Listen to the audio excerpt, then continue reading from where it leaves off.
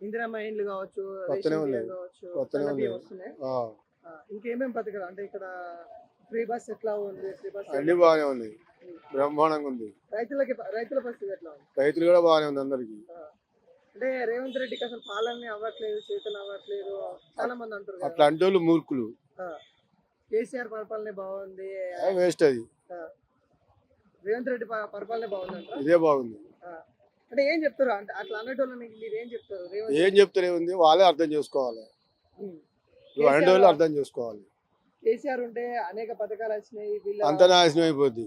ఆ, ఇట్లా నమ్ముతున్నారా కేసీఆర్ అవినీతి చేసిండు, అప్పుల కుప్పలా చేసిన? అంత వాళ్ళే నిర్ణయిస్తారు. ఉమ్, నువ్వు చేసింది చేయింది అనేది వాళ్ళే నిర్ణయిస్తారు. మనం పోయి ఒక్కలని చెప్తే అయిద్దా? అంటే మీరు నమ్ముతున్నారా? నమ్ముతున్నాడే మనకు అవపడుతూనే ఉందిగా. ఆ, ఇట్లా కవిత కొత్త పార్టీ పెడితే మీరు సపోర్ట్ చేస్తారా? మేము చేస్తాం. ఆ, అంటే బీసీల కోసం కొట్లాడుతానని చెప్తుంది కదా BC. 10 ఏళ్ళు కొట్లాలి కానీ ఇప్పుడు కొట్లాడుతామని. గతంతో పోలిస్తే ఇది చాలా బెటరే. ఉమ్. వాళ్ళు సంక్షేమ చేసి కార్యక్రమాలు ఎంతవరకు అందుతున్నాయి? జరుగుతూనే ఉన్నాయి. అవి ఒక దఫాలా ఉండవు కదా, అది continue process, step by step అవుతూనే ఉంటది. బెటరే, దానికంటే టీఆర్ఎస్ గవర్నమెంట్ కంటే ఇదే బెటర్. ఇందిరమ్మ ఇల్లు కానీ లేకుంటే సన్న బియ్యం కానీ వస్తా ఉన్నాయి. ఆ సన్నబియ్యం ప్రతి ఒక్కళ్ళకి వస్తుంది. ఇందిరమ్మ ఇల్లు అంటే ఇక ఎలిజిబుల్ ఎవరైతే ఉంటారో వాళ్ళకే వస్తున్నాయి. ఇక అది బెటరే కదా, ఎవరికైతే చూసి అప్పట్లెక్క లాటరీ వేసి దీనిలో వాళ్ళే గుమ్ముగూడి ఒకటి తీసి ఇది చేసేటోళ్ళు కాదు, ఇది బెటరే. ఇందిరమ్మ ఇల్లు వస్తున్నాయి, ఇంకా రావాలి. తుమ్మల నాగేశ్వరరావు గారు ఎట్లా ఉంటారు? ఎట్లా ఆయన ఎమ్మెల్యేగా ఇప్పుడు మంత్రిగా కూడా ఉన్నారు.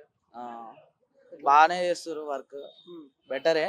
గతంతో పోలిస్తే చాలా బెటర్గా ఉంది. అసలు రేవంత్ రెడ్డికి అసలు పాలనే అవ్వట్లేదు, ఆయన చేయట్లేదు, పథకాలు ఇవ్వట్లేదు అని చాలా మంది అంటారు కదా, వాటిని ఎలా చూస్తాం? అంతా బోగస్ మాటలు అవన్నీ ఫేక్, అట్లా ఏం లేదు, బెటర్ గానే ఉంది. టీఆర్ఎస్ కంటే 100% ఈ గవర్నమెంట్ బెటర్ ఉంది.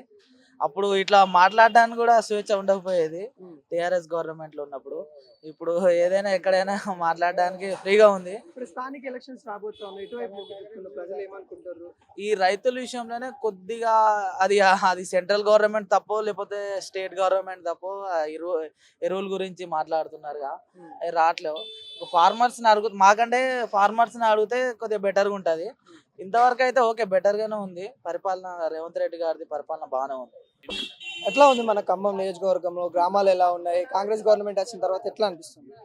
కాంగ్రెస్ గవర్నమెంట్ గత పాలనతో పోల్చుకుంటే 100% బెటర్గానే ఉంది. స్టూడెంట్కి కానీ రైతుల పరంగా కానీ రుణమాఫీ తక్షణమే చేసింది. ఎరువుల విషయంలో అంటే అది కేంద్రానికి సంబంధించిన వ్యవహారం, అది రాష్ట్రానికి సంబంధించింది కాదు. తెలిసిన వాళ్ళు అయితే దాని గురించి మాట్లాడరు.